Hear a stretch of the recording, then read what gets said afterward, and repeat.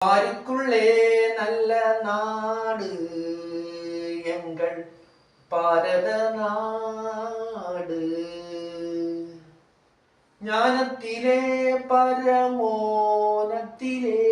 உயர் மானத்திலே அன்னதானத்திலே கானத்திலே அமுதாக நிறைந்த கவிதையிலே உயர் நாடு இந்த பாருக்குள்ளே நல்ல நாடு.